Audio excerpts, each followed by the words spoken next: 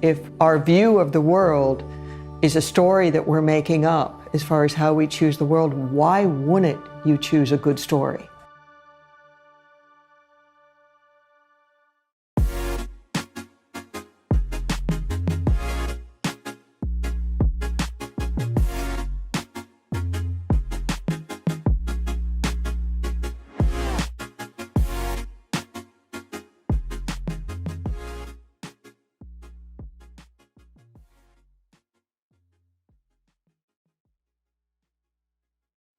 Welcome to Metropolis Sustainable Product Spotlight. I'm Senior Editor Kelly Beeman. Today, we're delving into innovative design practices at manufacturer Mohawk Group, a company whose North American headquarters is designated as a certified wildlife habitat and has earned LEED Gold certification. The company has applied the same rigor in its manufacturing processes. All of its nylon products carry the International Living Futures Institute's Living Product Challenge certification. And a 2019 report shows that Mohawk overall had decreased its greenhouse gas emissions by more than 18% and diverted nearly 54% of its waste away from landfills since 2010. Even better, the company's environmental attributes and impact are being expressed in the pattern of its latest collection called Data Tide. Here to share with us how Mohawk's sustainable practices and partnerships have inspired its latest carpeting are A&D Design Director Royce Epstein and the Director of Commercial Field Design, Stacy Gerbman. Together, they conceived of Data Tide's innovative and meaningful pattern, which we'll hear about shortly.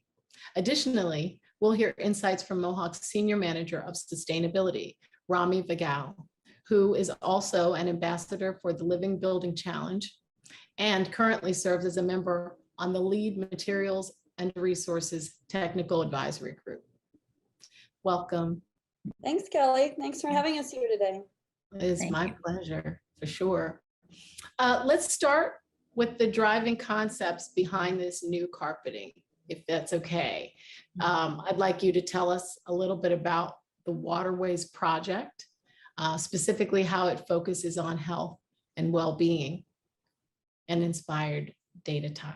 So the Waterways Collection is actually a series of products and innovations and a way to tell our sustainability story to our customers and really the design community at large.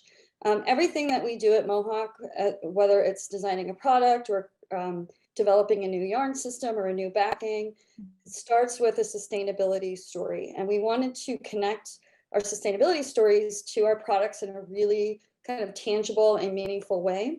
And so with Waterways, we decided that we were going to, and when I say we, I mean our product design and development team and our sustainability team that Rami's a part of, we wanted to think about river systems. Water is one of the core tenets of the Living Product Challenge, and Rami will talk about that. And we do something called handprinting, where we give more water back than we take to use. And so we really wanted to teach people about water conservation and what we're doing at Mohawk. Our original company was founded in the 1800s.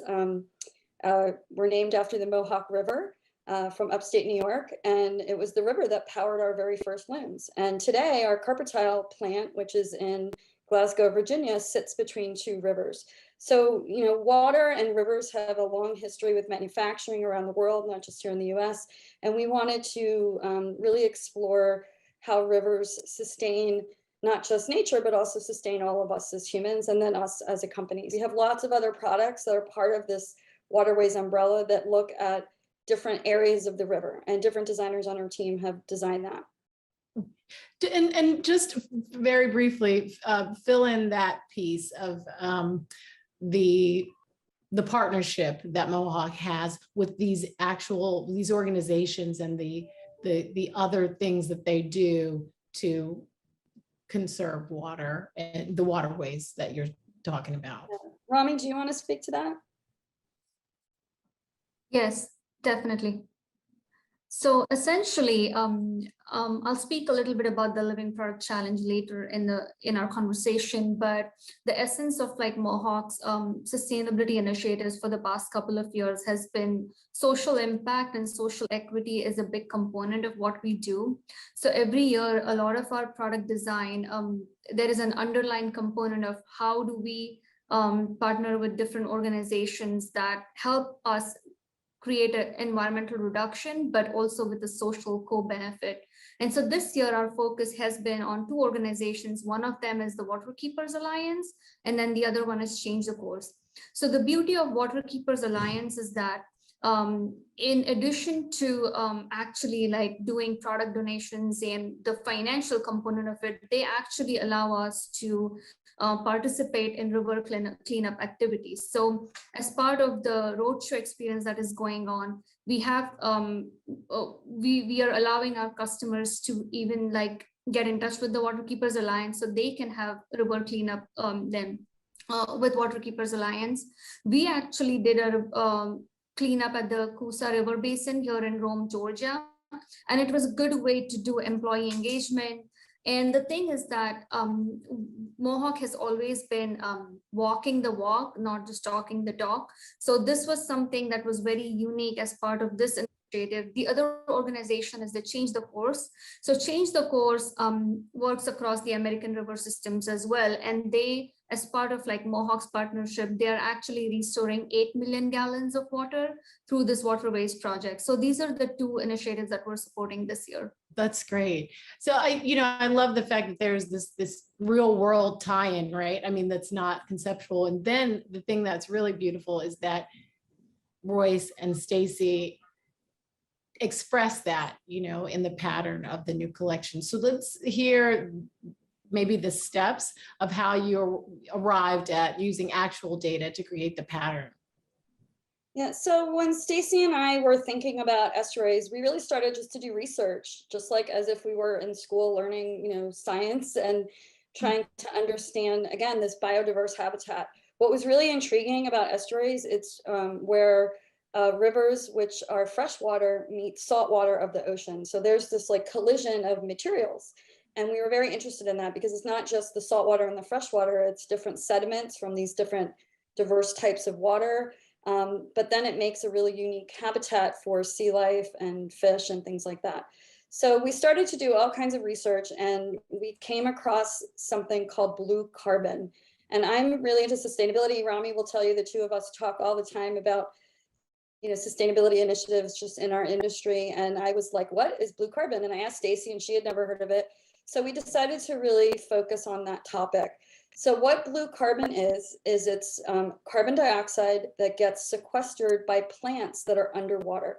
And what was so shocking to us both is that the carbon dioxide that is sequestered, there's more of it that gets taken out of the atmosphere in these plants underwater than there is in biomass, which are trees and plants above ground.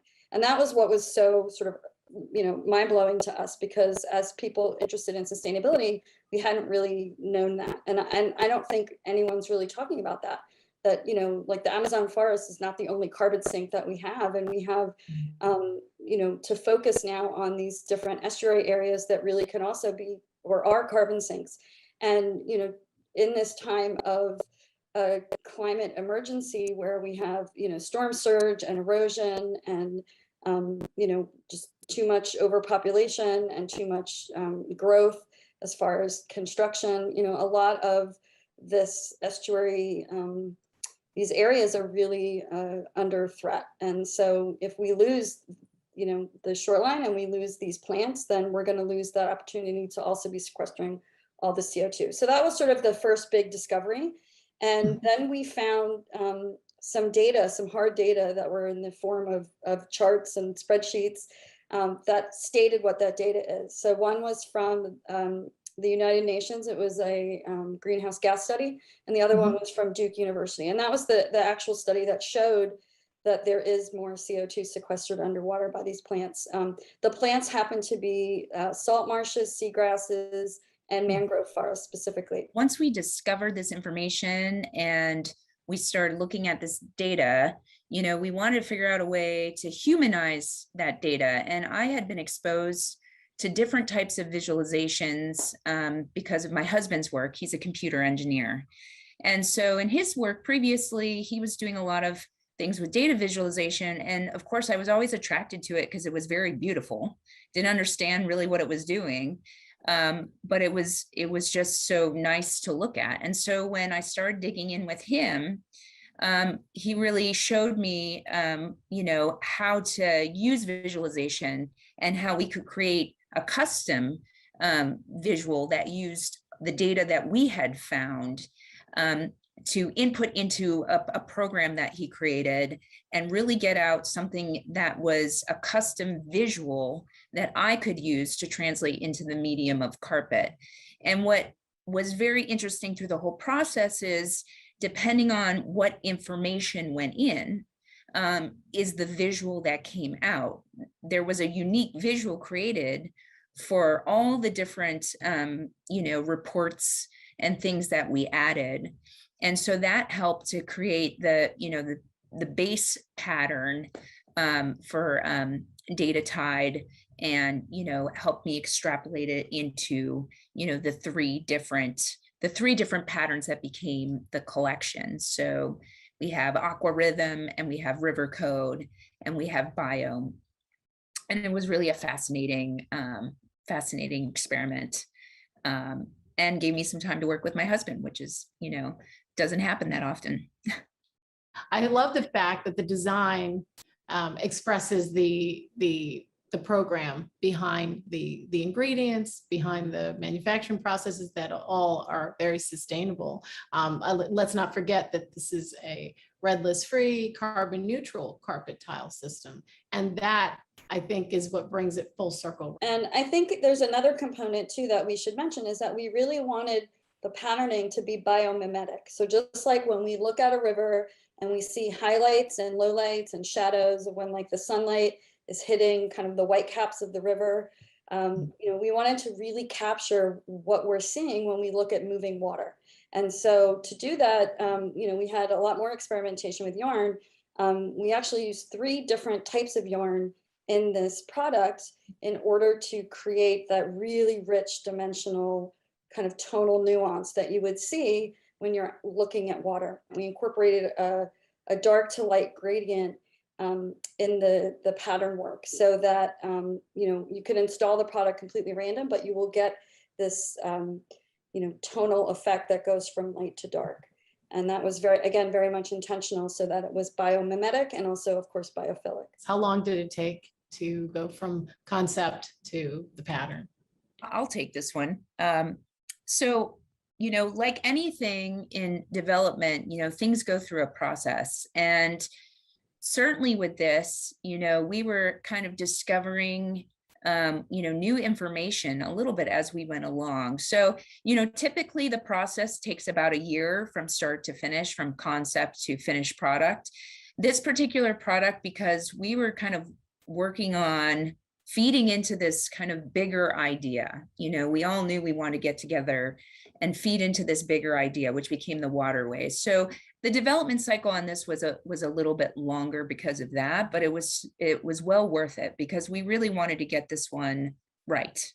It was really important to make this something meaningful and something that really spoke to the information we were trying to, translate and humanize. And so the color work very much became a very important part of, again, getting the message across. So I'd like to highlight a specific thing.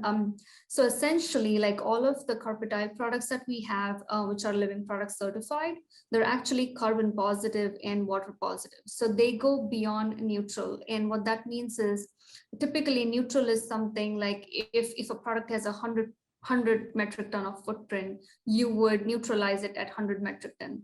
But with Mohawk, we go above and beyond to purchase of credible offsets, as well as something that Royce mentioned earlier, like hand printing initiatives, which are environmental initiative with social impact. We actually balance out 105% in both areas of carbon and water, because both of those areas are very important to us. Carbon is a big component of the global climate change issues, and water especially.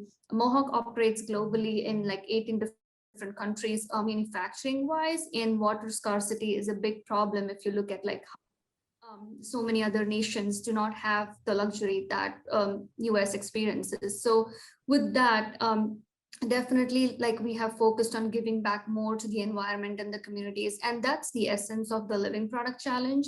It's one of the most holistic and stringent sustainable certification that's out there. So it is a certification, but it's really a way to read product manufacturing and design. It has so many different components about like employee health and safety, the materials components. Any living product has to be red list free. So it has to be free of chemicals of concern. All of the design concepts that we just talked about, like there is a whole section dedicated to just beauty and how do you actually truly incorporate every kind of work that went into Data Tide and all of the other collections in Waterways. So that's a part of living products as well. And there's a focus on energy, carbon, so a very holistic program. And besides the Data Tide, there are other products as well that are part of Waterways that are certified under this, but definitely Data Tide is one of our key products. And we're very proud that it is carbon positive, water positive, and red list free as part of the Living Product Challenge. It is encouraging to hear what an expansive program Mohawk has for saving waterways. It certainly never hurts for companies to amplify the issue of climate change in a product's design, as well as in the manufacturing methods used to produce it. Thank you for joining us for Metropolis Sustainable Product Spotlight with Mohawk. Thank you, Kelly. Yeah, thank you. Thank you.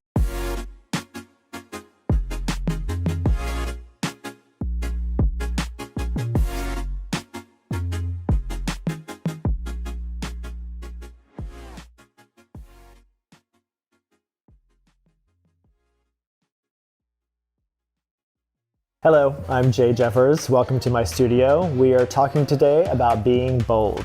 And yes, I wrote a book on it, but what does it really mean?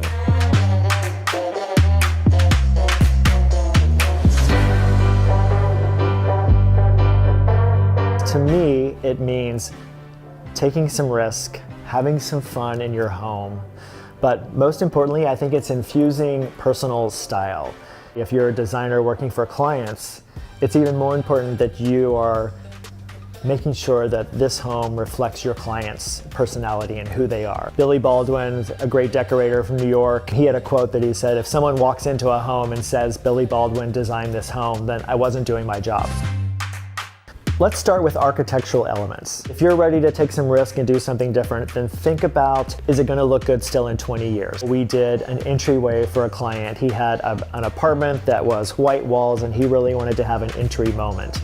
We paneled this entire room and kind of enclosed the room a little bit. And really this is something that if he lives there for 30 years, it's going to still look interesting and fun and modern and current.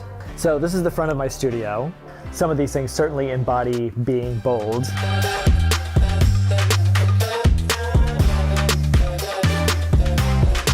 So let's talk color. You have to have a little bit of a leap of faith when it comes to color on walls, but it's the best way to create a bold environment for yourself. And it's something that if you're tired of it in a few years, repaint. If you're tired of it in 6 months, repaint. It's not that difficult. This is a space that half of this space is underground. A bold move in painting the walls red, but this is also, the great thing about color is in a few years, if this is something they tire of, the ceiling can be repainted. Think about the mood you want to evoke in the space. Do you want it to be sexy and deep? And in that case, you may want to go a darker color. Do you want it to be bright and airy? Pastel on the walls, that's still a bold choice. So it doesn't necessarily mean going super bright or going super dark to be bold. Pattern is a great way to be bold in a space. And it can be done in a smart, edited way so that it's not over the top, but it's bold. If you have a room that has sort of the same scale, same size pattern, and you have 3 or 4 of those in a room, chances are it's gonna feel a little overwhelming and there's not a place for your eye to rest, so to speak. Start with a bold pattern and then vary the rest of the patterns throughout. Everyone always asks me, when is being bold, when is it too much? You've probably heard the quote from Coco Chanel that when you're leaving the house, look in the mirror and take one thing off. If you're a Be Bold novice, that's not bad advice. So this is Jay Jeffer signing off. Thank you for going on this bold adventure with me. The last sentence in my book, life is too short to be boring. Be bold.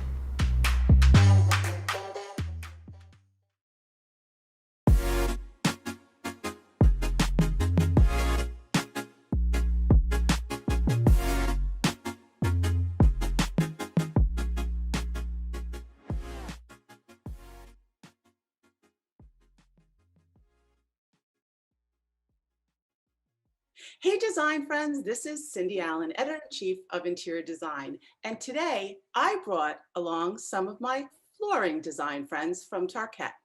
And we're going to talk about creativity, inclusivity, and responsibility. We'll also unveil some new product, very exciting, and a whole new program of local events that will bring us together and ignite our own creativity. So I want everyone to say hello to Dinah Olson, Chief Marketing Officer for the commercial business, Leslie Thompson, Director of Workplace, Roxanne Spears, Vice President of Sustainability, and Libby Gellin, Vice President A&D for Commercial Sales. Yep, the gang's all here. Hi, girls. Hi. How's everybody doing? Great. Super. Doing well. It's so great to see you all. I can't wait for our conversation. Dinah, we're going to start with you. So I understand that this time you guys are all taking a different approach for NeoCon. And first of all, we want to hear all about it. And please tell us what you're doing and why did you decide to do things differently? Yeah, absolutely. First of all, I just wanted to say thank you for the opportunity to sit down and discuss our approach. We do have quite a few things to share today, so I'm excited to get started. But you're right, so we are taking a different approach this time. And we are taking NeoCon-like events to different markets throughout the US, and we're calling these events Ignite. And we wanted to be able to engage people differently with our messages. And certainly, given what's happened over the past 18 months, we felt, a responsibility to shift a little bit. So local events, it means less travel, increased ability to maintain a social distance, keep people safe. And, we get a little bit more time with the folks, in those local markets. So that's why we decided to take a different approach. And we've decided to, put a theme around the event, which is designing the future brilliantly. Okay, so first of all, let's talk about how this is all rooted in your brand platform for Tarket, and then drill down into the theme of these events. Okay, fantastic. And I love that question because I am excited to talk about the new brand platform, and it is something that's new for us. So Tarket, has been around for 140 years, but it's been, Wow. A series of acquisitions, all different geographies. But really in 2019, we said, we need to be able to have a stronger identity together. And so we started down a brand journey as a way to articulate to our customers, as well as our employees, what Tarket stands for and what drives the way we operate and the decisions that we make. So we conducted focus groups with customers in London, Paris, and New York. We interviewed our executive committee and board members from our founding family. And I mean, Cindy, I know you can appreciate this. We had representation from every division, every geography within Tarket, and we were actually able to come out with a common theme and alignment.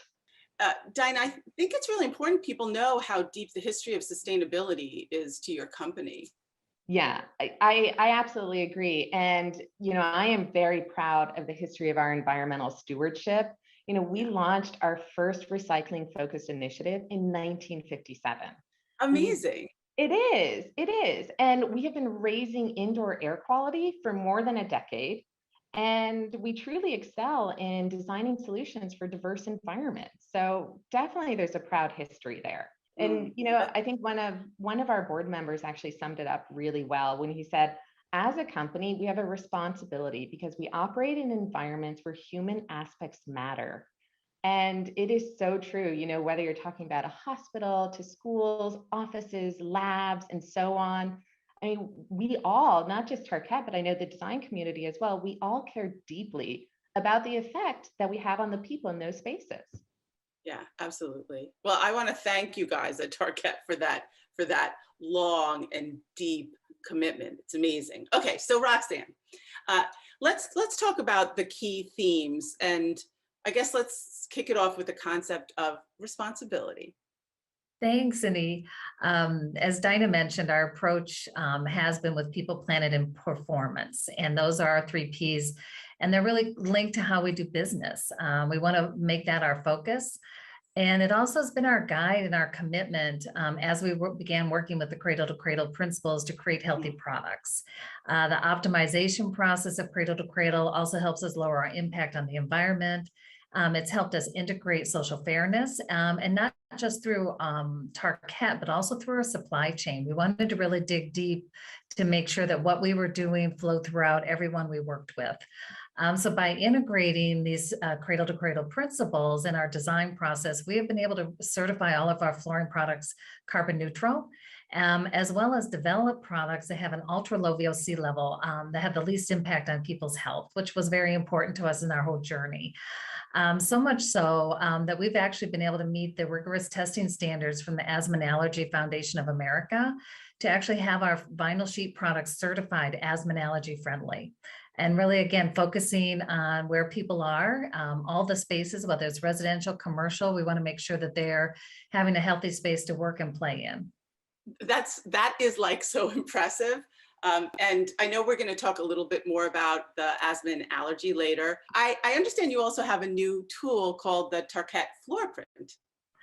That's right, we do. We've been researching what our customer needs are. We've been talking about looking at what the American Institute of Architects has been talking about, which is they would like to specify more sustainable products, but they don't have the information, or it's too difficult to find that information.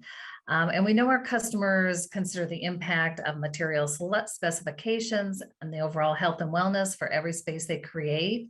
So we looked at how do we make that process easier for them. So we created the Tarket floor print. It gives a holistic review of each of our products and shows how each flooring selection contributes to health and well-being of people and planet, all in one place. So we've calculated the Tarket floor print for every flooring category, providing all the data, certifications needed in one place. And as we committed to providing complete transparency, we wanted it to be a resource that was easy to find.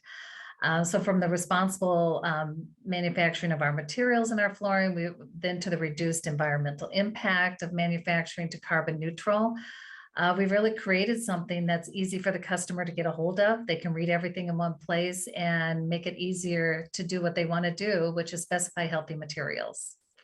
Yeah, and you know, it can be very confusing for the designer.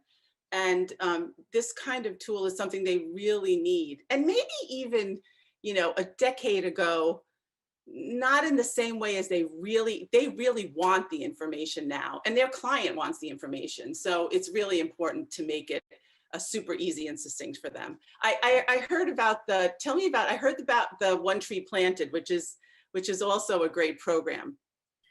It is. It's a great way. We've been continually looking for ways that we can regenerate natural habitats that are unfortunately quickly disappearing. So we're working with One Tree Planted with our Ignite events, and we'll be planting a tree for everyone who attends. The project we're doing with One Tree Planted is actually that we're going to be restoring areas in California that have been hit by the wildfires, which will not only restore the forest that was there, but also the biodiversity to protect water and the soil. So we're excited about it. It's a great way to bring back to society what we're missing, but also have an impact in a real way. Yeah, you know, what I love about this is, you know, sometimes I'll get like a card in the mail from a company that'll say they did that, you know, they planted a tree on my behalf or something like that. But the fact that you're doing something that I can know where it was planted and the difference that it is making means so much more. Thank you. That was really our intent, is be very precise about what we're doing, and we want to make an impact. It's very important to us.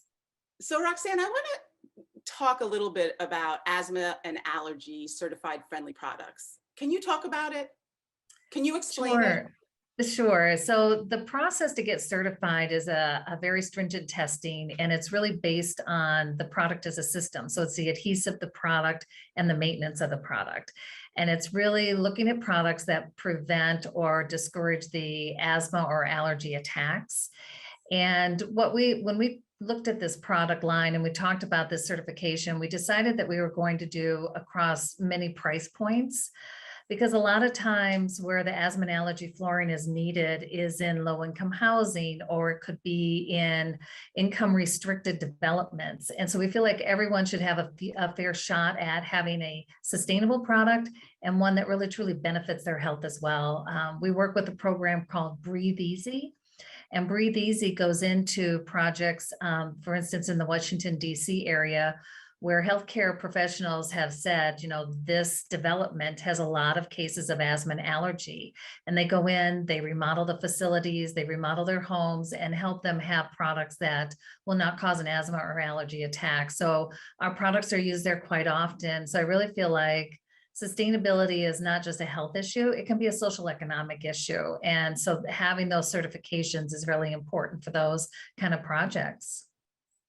Yeah, and that's when it's really clear that a company is like walking the walk, when you hear about these kinds of stories. Well, and I think it's important as we look at sustainability that we don't just look at a single building either. Is a lot of areas they're taking out the trees for the center aisles in the roadway because they're making the roadway wider. Well, so now we're creating areas that no longer reduce the heat in their area. There's no escape from that for people in maybe it's a lower income area. So I think we have to be cognizant of, as we're doing developments as a whole, we need to take sustainability into account for health of the people there as well. Yeah, well, thanks for that. Okay, so Dinah, let's talk about, we're thinking about neocon. Everyone wants to know things are sustainable, and that's fantastic. But we also want to be inspired, and we need to know about what's happening on the design and creativity front. I want to know about the new collections. I thought maybe we would do like a sneak preview. I'll name the collection and you tell us about it. How about that? I love it. I absolutely love it. It's like a quiz for me. Yeah, I'm going to give you a quiz. Okay, so we're going to start with Modern Refinement. Fantastic. It's weaving the past into the present. 3 patterns: knot stitch, thread craft, and corded cloth. And artifice is the digitally printed LVT. And the soft surface designs are available in Power Bond, modular tile, and LVT. And that one was designed by our own in-house design team. Yeah, and that's the other thing that's kind of great about Tarket. You have in-house design team, but you also have super design stars too. And I love the collaboration all together. So the next one, Metafirma, is designed by my good friend, Suzanne Tick, right? That's right. It's Suzanne's collection, and she is exploring textures and colors in nature. And you really see it played out in the names of the products, especially soft surface, which are Skyward and Earthbound. And the digitally printed LVT is Analog Field. Suzanne, you have a long relationship. That's the other thing I like about, really digging in to understand a company and having that deep connection as a designer who's out in the world and wanting to continue designing. So we love Suzanne. There's another big designer, Jane Barnes, for Corollary and Spinoff. That's right. So, Jane's always thinking about math and formulas. And so it's not going to be a surprise that her design is about geometric puzzles on the floor. Her 2 patterns are called Spinoff and Corollary. And I'm going to see if I can get this one right. Polyomino is the digitally printed LVT. Okay, I would never have gotten that right. I have to slow down when I do that one to make sure. Yeah, you got 100 for 100. Thank you. So, look, the designers need to be fed this. They're hungry for it. They need it. They need their new product. What I understand, tell me if I'm right, that at the Ignite events, this is the sneak preview, but they're going to, go to your local Ignite events and you're going to be able to see the product, see your design teams talk about the story and the backstory and the making of, right?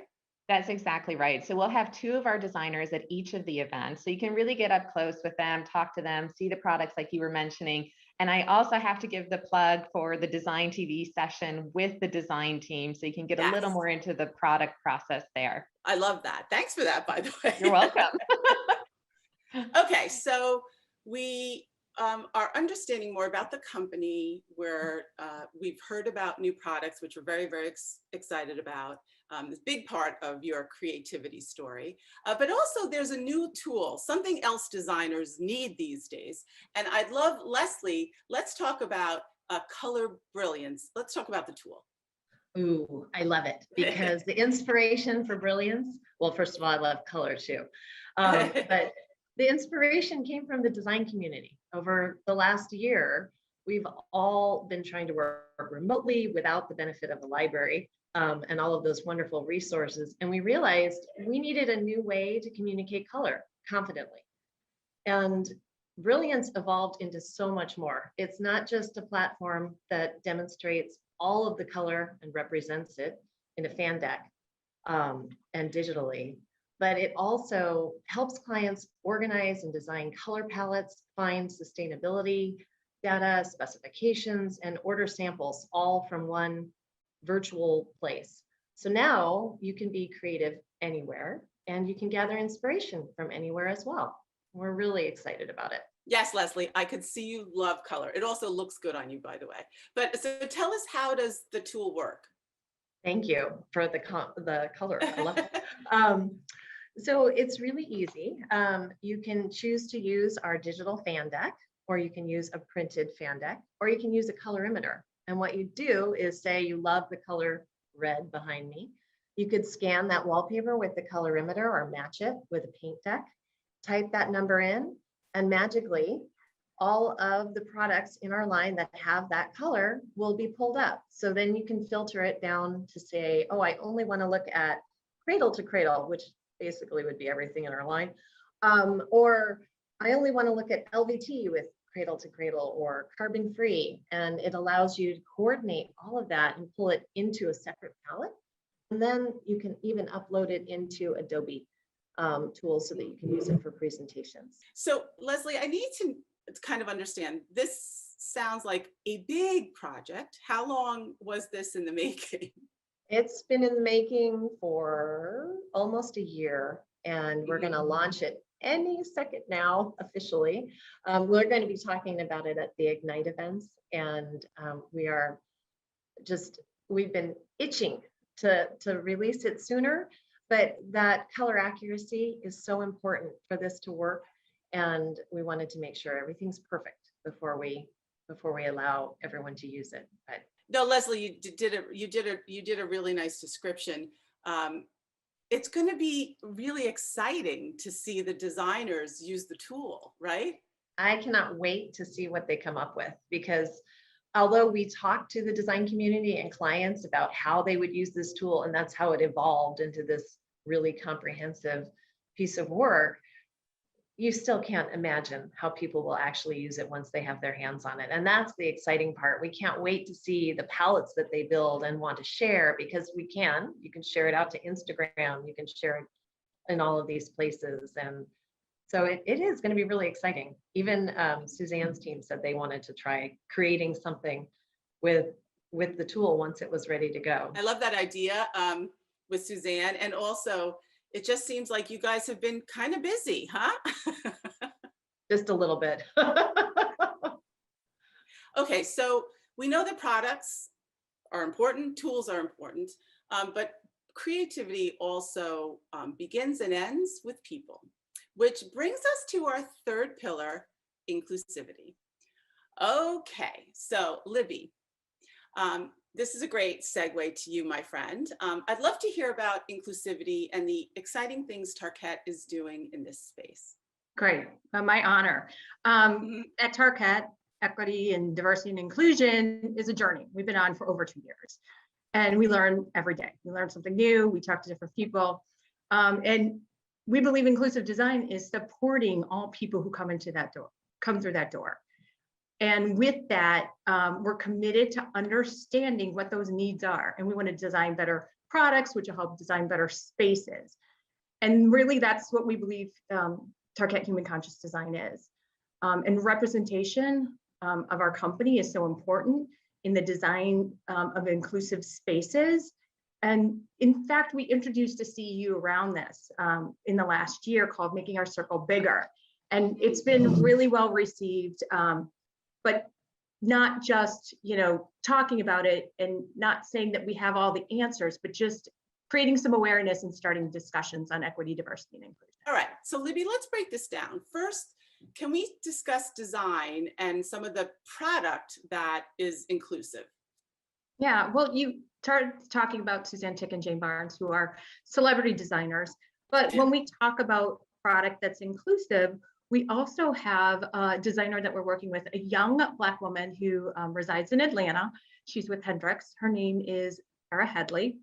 And she is doing a digital LVT for us, part of our collections info. And she's great. Her spin is that she's a young Black woman from Barbados.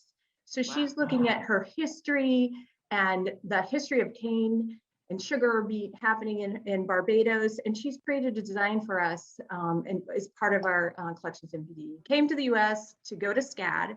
She did her undergraduate and a graduate degree there, and she is now currently an adjunct professor there. So she's giving back to that design community. And just being a young person and being Black, female from Barbados, she's bringing a global inclusive perspective to our product development. Can we just give a shout out to SCAD, because they are, they're encouraging design and creativity in all forms. I mean, there's so many amazing, talented designers coming out of SCAD, and I'm so happy that you found her. Another initiative that's really important to talk about, and it's with our, collaboration with our good friends at HOK, and this is speaking to neurodiversity. So last year during New to Connect, we didn't get to see each other in person, but I attended a lot of CEUs, a lot of programs, and one was given by Kay Sargent, who's at HOK, about neurodiversity. And I was so moved by it that I wanted to share it with my company as a totality. So she agreed, her and part of her team agreed to do that same presentation for all of us.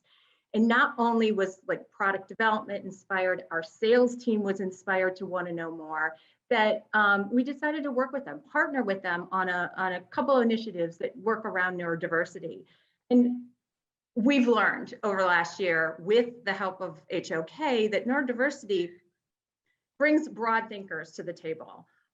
Some of them have, acute focus and just differences that make them special and can really contribute to the workplace. And when I say workplace, I mean any place where people work. So whether that's healthcare, financial institutes, education, there's so many people who may or may not even be diagnosed, but are on the neurodiversity scale that really do contribute to society as a whole. So luckily we were able to partner with them, and they helped us learn on how flooring can actually contribute and enhance spaces for those who are neurodiverse and all typical people, in fact. So we talk about acoustics and wayfinding and color and pattern and texture and even smell, how all those things, when it comes to flooring specifically, can enhance the space and make it better for those who may be on the spectrum. So we're even equipping our sales force with a tool that will talk about that in a really general way, that we'll be able to educate ourselves as salespeople, but also our clients, whether they again be end users or designers and architects, on how we can all do better together. So it's not just about race or gender, it's LGBTQ+, it's religion, it's place of origin, it's ability, and it's neurodiversity. I'm really glad that you partnered with HOK, because they're out in the field, right? They're out in the field, they're passionate about it, they have the knowledge, and sometimes it takes, like you said, Libby, hearing somebody else and saying, oh, we should collaborate with them. So I appreciate that so much, because I know I was asking you guys, did they design a product for you? You're like, no, they cataloged our products and they put it in categories. I just thought that was brilliant. Yeah, they did a great job at assessing many of our products, our LVT, our soft surface, our linoleum, our rubber, and really looked at how it can contribute, whether again be through pattern, color, texture, or acoustics, to create that better environment. So we've got this whole scale from hypersensitive to hyposensitive, and it's almost like this color wave of how these products can support that. Leslie, did you work on this too? I did. Another fun project, which will also be linked to the Brilliance system eventually. But the matrix that Libby's referencing is, I like to look at it as a mood board because it shows you, as she said so eloquently already, it shows you everything from, you know, hypersensitive to hyposensitive, and gives a great set of thought starters from a holistic perspective where you might begin that process of design and finding the right variety of materials and spaces to meet those needs. Dinah, I want to do like a 360 sort of to wrap up what we talked about today. Yeah, so lots of great products. Really excited about these new tools that we're going to engage with our customers and our partners. But when it comes down to it, it is about people, and we've really missed seeing our customers. And so we're so excited to have this opportunity to be face to face in a way that's safe and comfortable for everyone. And we encourage everyone to reach out, register for one of the local events at ignite.tarket.com. And Cindy, I just wanted to say thank you so much for the opportunity. I know we've all enjoyed being here with you. Thank you so much. It's clear that you all care about people, and you all care about the earth. So it works under your 3 pillars. So Dinah, what are the 3 pillars? So they are people, planet, and performance. There we go. It's clear. It's clear that you are helping take us to a brighter future. And I want to thank you for that. So look at these gals. Look at my friends from Tarket. Thank you guys so much. Thank you. And thanks for all of the prep help from everyone else. Thank you. Yes.